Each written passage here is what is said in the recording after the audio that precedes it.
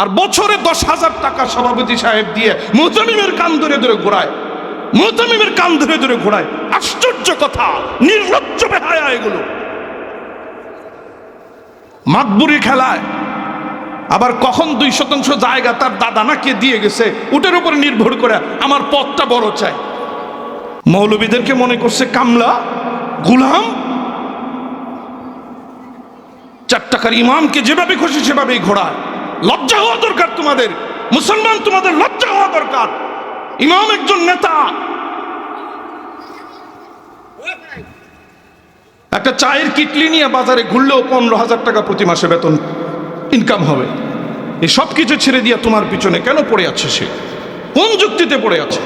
তোমার মাদ্রাসার শিক্ষক, তোমার মাদ্রাসার মুহতামিম মানুষের কাছে নির্লজ্জের মতো, বেহায়ার মতো রশিদ বই নিয়ে নিয়ে ঘুরে। লজ্জা তো তোমার হওয়া উচিত।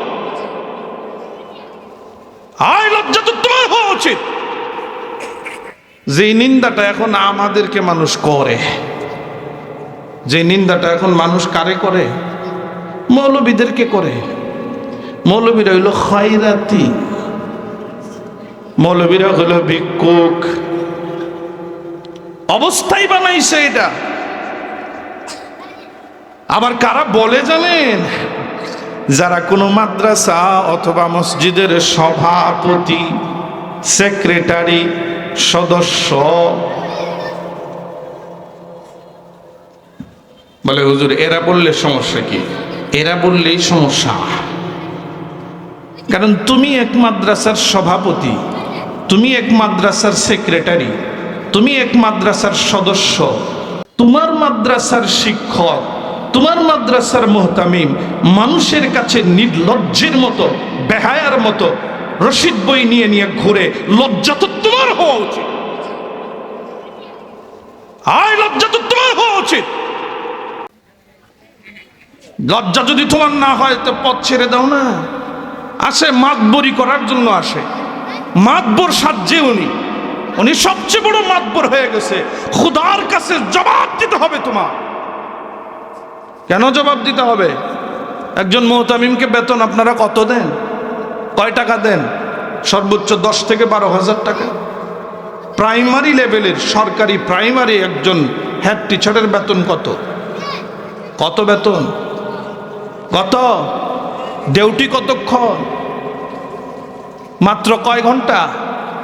কাজ কি তার? আর মুহতামিমের কাজ কি? ডিউটি কতক্ষণ? বেতন দেন কত? 24 ঘন্টা ডিউটি করার পরে বেতন দিচ্ছেন 10,000। সেই অনুপাতে তার বেতন হওয়ার কথা মিনিমাম 50,000 টাকা। সেখানে প্রত্যেকটা মাদ্রাসার মুহতামিম মাসে অন্তত 40,000 টাকা তার পকেট থেকে মাদ্রাসায় দিচ্ছে। দেখা যায় না এটা? আর বছরে 10,000 টাকা সভাপতি সাহেব দিয়ে মুহতামিমের কান ধরে ধরে ঘোরায়, মুহতামিমের কান ধরে ধরে ঘোরায়। আশ্চর্য কথা, নির্লজ্জ বেহায়া এগুলো।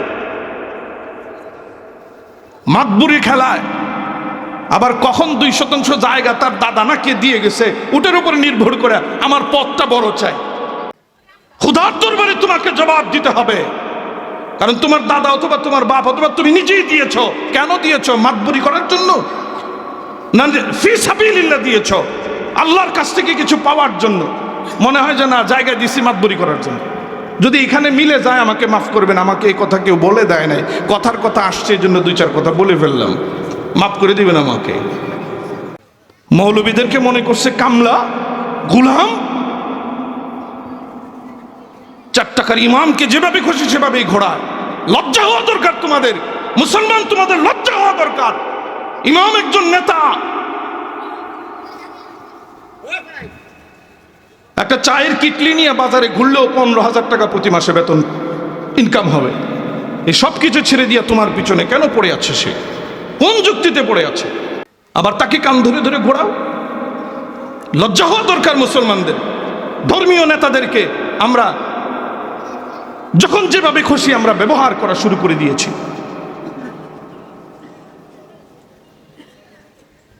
অর্থ সম্পদ, নবী বলেন আরবাউন মিনাস সাআদা, 4টা জিনিস সৌভাগ্যের চাবিকাঠি।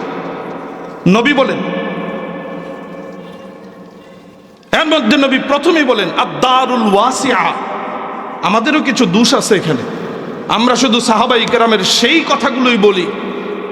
যখন সাহাবাই কেরাম খাইতে পায় নাই, দরিদ্র অসহায় ছিল, সে সময়কার কথাটাই বলি।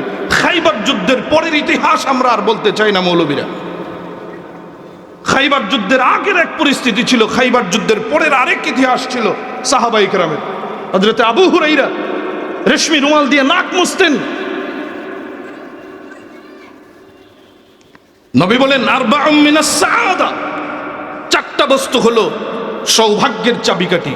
চার বস্তু যার কাছে থাকবে সে সৌভাগ্যবান। প্রথম নাম্বার হলো আদ-দারুল ওয়াসিআ, যার একটা বিশাল বাড়ি থাকবে সে সৌভাগ্যবান। কার কথা? কার কথা? নবীর কথা। কয়জনের আছে? কয়জনের আছে? দুই নাম্বার আল মারকাবুল হানি। নবী বলেন দুই নম্বরে সেই ব্যক্তি সৌভাগ্যবান যার একটা প্রাইভেট গাড়ি আছে, আরামদায়ক যানবাহন যার আছে। তিন নম্বরে নবী বলেন আল মারআতুস সালেহা, যার একটা নেককার বিবি আছে সে সৌভাগ্যবান। চার নম্বরে নবী বলেন সৎ প্রতিবেশী, যার কি আছে? সৎ প্রতিবেশী আছে, সে হলো সৌভাগ্যবান। যাই হোক, মুসলমান আজকে অর্থনৈতিকভাবে আমরা অনেকটাই পিছিয়ে আছি। মৌলবীরা বড় গলায় কথাও বলতে পারে না পয়সার কারণে। 4000 টাকার চাকরি যদি চলে যায়, এই জন্য দেখা যায় বক্স বাজতেছে, দুমদার একটা বক্স বাজতেছে, উলঙ্গ বেহায়াপনা চলতেছে। ওই রকম বিয়েতে বৈশা, সামনে উলঙ্গ নারী বৈশা আছে, এক টেবিলে বৈশা ইমাম সাহেবকে বিয়ের আসরে খানা খাইতে হয়। কি করবে? কিছু করার নাই তো। সভাপতির ছেলের বিয়ে, সেক্রেটারির ছেলের বিয়ে, ইমাম সাহেব না গেলে সমস্যা আছে, 12টা বেজে যাবে। আফসোস এই জাতির জন্য।